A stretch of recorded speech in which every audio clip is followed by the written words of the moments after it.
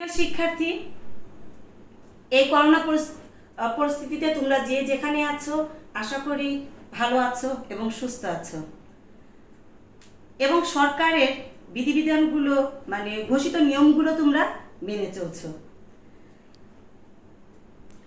দীর্ঘদিন তোমাদের স্কুল বন্ধ থাকায় তোমাদের পড়াশোনায় যে বিঘ্ন ঘটেছে তা কিছুটা লাঘবের জন্য অনলাইন ক্লাসের ব্যবস্থা নেওয়া হয়েছে। তারই অংশ হিসেবে আমি আজকে এখানে উপস্থিত। আমি নীলুফার ইয়াসমিন, মাসকাদি সহকারী শিক্ষক, মাসকাদি স্কুল অ্যান্ড কলেজ। আজকে দশম শ্রেণীর বাংলা দ্বিতীয় পত্র আমি ক্লাস নিব, সংক্ষিপ্ত ক্লাস নিব।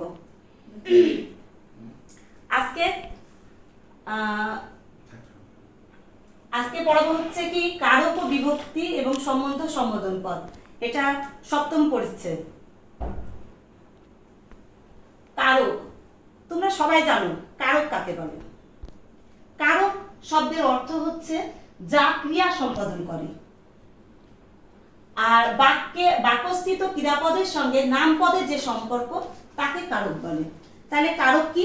যা ক্রিয়া সম্পাদন করে তাকে কারক বলে। আর একটা জিনিস মনে রাখতে হবে যে ক্রিয়াপদের সাথে নামপদের যে সম্পর্ক তাকে কারক বলে। এই কারক কত প্রকার? কারক 6 প্রকার। কারক কর্তৃকারক, কর্মকারক, করণকারক, সম্প্রদান কারক, অপাদান কারক আর অধিকরণ কারক। এখন কর্তৃকারক। কর্তৃকারক হচ্ছে কি যে কর্তা মানে নিজে যে কাজটা করবে সেটা হচ্ছে কর্তৃকারক। আর কর্মকারক কর্তার যে কাজটি করবে সেটা হচ্ছে কর্মকারক। করণকারক হচ্ছে যার মাধ্যমে করবে সেটা হচ্ছে করণকারক। আর সম্প্রদান কারক হচ্ছে সম্প্রদান মানে সম্পূর্ণরূপে দান, এটা হলো সম্প্রদান কারক। অপাদান কারক হচ্ছে যে কোন উৎস মানে কোন উৎস থেকে করবে সেটা হচ্ছে অপাদান কারক। অধিকরণ কারক হচ্ছে কখন করবে, কোন সময়ে করবে সেটা হচ্ছে অধিকরণ কারক। এইটা আমি তোমাদেরকে এমনি একটু ধারণা দিলাম, বিস্তারিত আমরা পরে বলবো। দেখো যে এখানে একটা উদাহরণ দিয়ে আমি তোমাদেরকে একটু বুঝাই যে করিম সাহেব প্রতিদিন তার বেতন থেকে নিজ হাতে অসহায়দের টাকা দিতেন। তাহলে এর মধ্যে দেখো যে প্রথমে বলেছি যে কর্তৃকারক। কর্তৃকারক কি? কর্তা নিজে যে কাজটি করছে সেটা হচ্ছে কর্তৃকারক। তাহলে এখানে করিম সাহেব, করিমটা কি?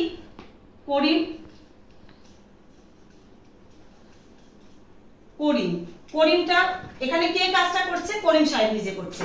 তাহলে করিম সাহেবই হলো কর্তৃকারক।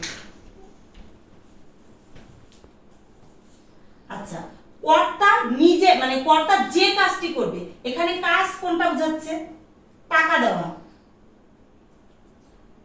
তিনি করিম সাহেব প্রতিদিন তার বেতন থেকে নিজ হাতে অসহায়দের টাকা দিতেন। এই টাকা দেওয়াটাই হলো কর্মকারক।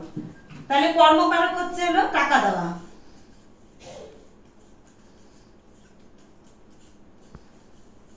কর্মকারক। আর কার মাধ্যম দিয়ে মানে কি মানে মাধ্যমটা কি? এখানে দেখো নিজ হাতে, এই নিজ হাতেটা হচ্ছে মাধ্যম। তাহলে মাধ্যম ছাড়া করণকারক হয় না, এটা হচ্ছে করণকারক। তারপরে বলছে কি যে কাদেরকে দিতেন। এই যে আমি বলেছি যে সম্প্রদান মানে সম্পূর্ণরূপে দান, তাহলে কাদেরকে দিতেন? অসহায়দের দিতেন। তাহলে এই অসহায়টা হচ্ছে সম্প্রদান।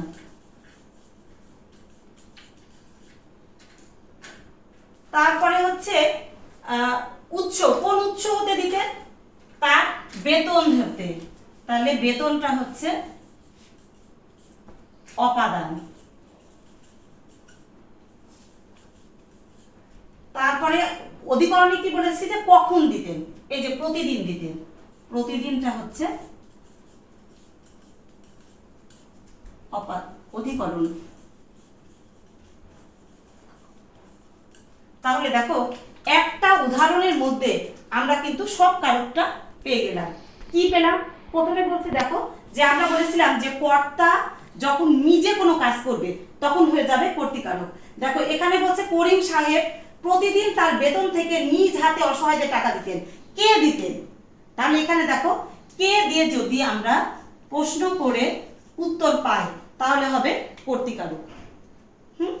আবার দেখো কর্মকারক, কর্তা যে কাজটা করবে সেটা হচ্ছে কর্মকারক। তাহলে এখানে কর্তা কোন কাজটা, কি কাজটা করছে? টাকা দেওয়া কাজটা, সাহায্য করা যে কাজটা এখানে করেছে সেটা হচ্ছে টাকা দেওয়া। এই টাকা দেওয়াটা হচ্ছে কর্ম।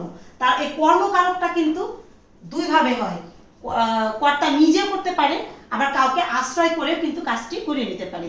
যেমন দেখো বলে যে ডাক্তার ডাকো, ডাক্তার কিন্তু কর্তা কিন্তু নিজে ডাক্তার ডাকছে না, কাউকে বলছে যে ডাক্তার ডাকো। কাউকে আশ্রয় করে যদি কোনো কার্য সম্পন্ন করে তবে সেটা হবে কর্মকারক। তাহলে দেখো যে এখানে টাকা দেওয়াটা হচ্ছে কর্মকারক। তাহলে কি দিতেন? টাকা দিতেন। এখানে যদি আমি কি দিয়ে প্রশ্ন করি আর যদি উত্তর পাই তাহলে কারক হবে কর্মকারক। করণ কারক, করণ কারক সবসময় মনে রাখতে হবে, করণ কারক কোনো মাধ্যম ছাড়া করণ কারক হয় না। তাহলে একটা মাধ্যমটা কি? দেখো নিজ হাতে, নিজ হাতেটা হলো মাধ্যম বা উপকরণ বা উপাদান, এগুলো ছাড়া করণ কারক হয় না। তাহলে এখানে বলছে কি যে নিজ হাতে, নিজ হাতেটাই হচ্ছে করণ কারক। আবার এখানে দেখো একটা কোশ্চেন করো যে কি দিয়ে, কি দিয়ে? নিজ হাত দিয়ে। তাহলে দেখো এখানে দিয়ে দ্বারা যদি তুমি প্রশ্ন করে যদি উত্তর পাও তাহলে দিয়ে দ্বারা, দিয়ে যদি প্রশ্ন করে যদি তুমি উত্তর পাও তাহলে কারক হয়ে যাবে করণ কারক। আবার বলছে সম্প্রদান, আমি আগেই বলেছি সম্প্রদান মানে সম্পূর্ণরূপে দান।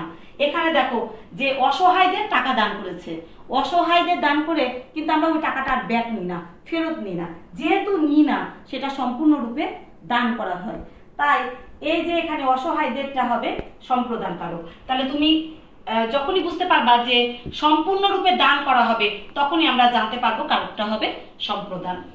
আর হচ্ছে অপাদান, অপাদান কারক হচ্ছে যে আমরা জানি যে অপাদান কারক কোন উৎস হতে থেকে চেয়ে হলে অপাদান কারক হয়। তাহলে এখানে দেখো যে কোথা হতে বা মানে কোথা থেকে সে টাকাটা পাচ্ছে, এটা একটা উৎস। এই উৎস যদি হতে থেকে চেয়ে যদি দিয়ে যদি তুমি প্রশ্ন করো, হতে থেকে চেয়ে যদি প্রশ্ন করো আর উত্তর পাও তাহলে কারক হয়ে যাবে অপাদান। তাহলে এখানে দেখো কোথা হতে, তাহলে তার বেতন হতে, এখানে দেখো অপাদান কারক চলে আসলো। তারপর বলছে অধিকরণ কারক। অধিকরণ কারক চিনতে হলে তোমাকে সময়, স্থান, কাল এই তিনটা যদি থাকে তাহলে হবে অধিকরণ কারক। এখন এখানে দেখো আছে কি প্রতিদিন, প্রতিদিন কি একটা সময়, তাহলে এটাই হবে হচ্ছে অধিকরণ কারক। আর আমরা তাহলে বুঝতে পারলাম যে কি কি মানে কোন কোন জিনিসগুলো দিয়ে প্রশ্ন করে যদি আমি উত্তর পাই তাহলে কোন কোন কারক হবে। এটা আমি কিছুটা বললাম, তোমরা আশা করি তোমরা বুঝতে পারলে।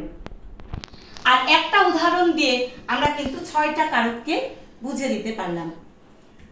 এখন কারক করতে গেলে, কারক যখনই আমরা কারক নির্ণয় করব, কারকের সাথে সাথে কিন্তু আমাদের বিভক্তিটাও জানতে হবে। কারক করলাম আর বিভক্তি করলাম না তাহলে কিন্তু কারক সম্পূর্ণ হবে না। তাই এই কারক পরিপূর্ণ কারক শেখার আগে আমাকে বিভক্তিটাও জানতে হবে।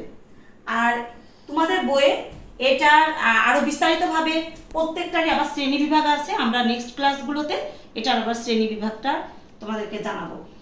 আমি তোমাকে কারক সম্পর্কে কিছুটা ধারণা দিলাম, এবার আমরা বিভক্তি সম্পর্কে কিছুটা ধারণা তোমাদেরকে দেই।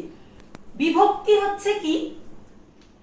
বিভক্তি বাক্যস্থিত একটি শব্দের সঙ্গে অন্য শব্দের অন্বয় সাধনের জন্য শব্দের সঙ্গে যে সকল বর্ণ যুক্ত হয় তাদেরকে বিভক্তি বলে।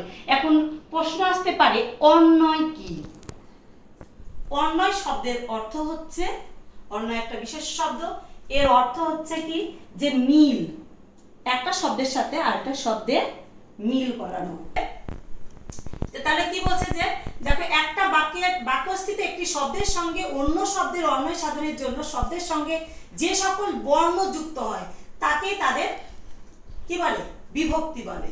যেমন ছাদে বসে মা শিশুকে চাঁদ দেখাচ্ছেন।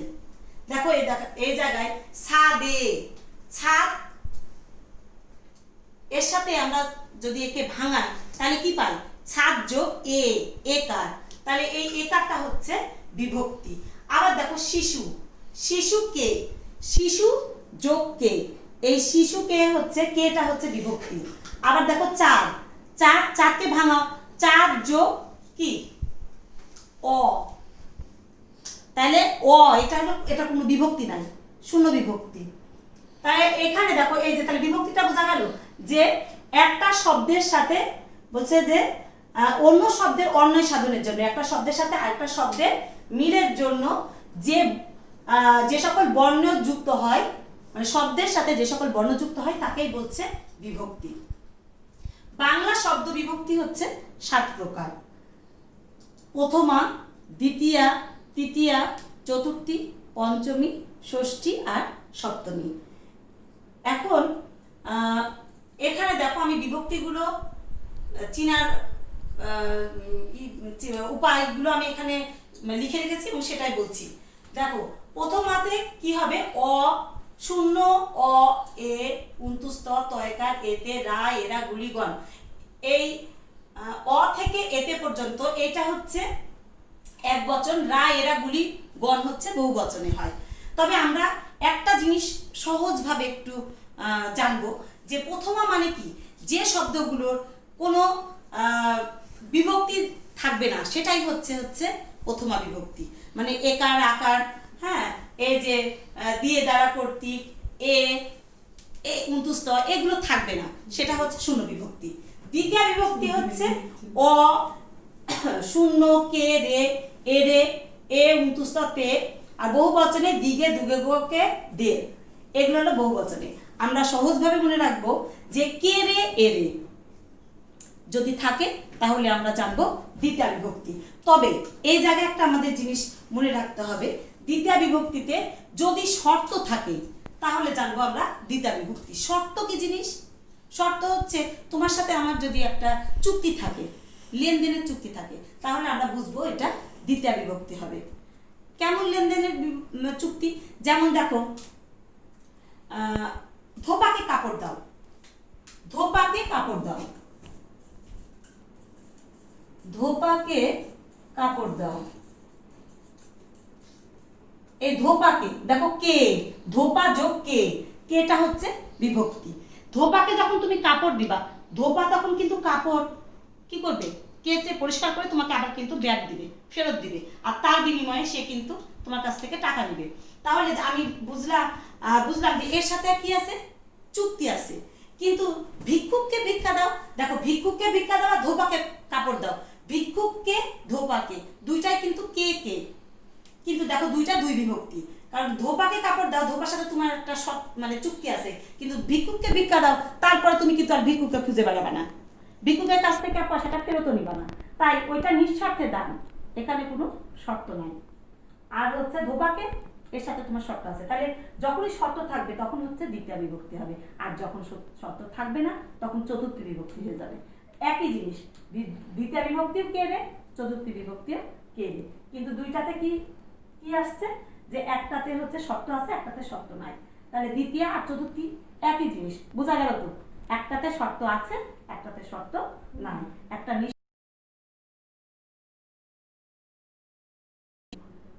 তৃতীয়টাতে কি? দ্বারা দিয়ে কর্তৃক, আর বহু বচনে দিগের দিয়া, দের দিয়া, এগুলো হলো বহু বচনে। এখন দ্বারা দিয়ে কর্তৃক দিয়ে যদি তুমি দেখো যে দ্বারা দিয়ে কর্তৃক আছে একটা বাক্যের মধ্যে, তাহলে জানবা যে এটা হচ্ছে তৃতীয় বিভক্তি।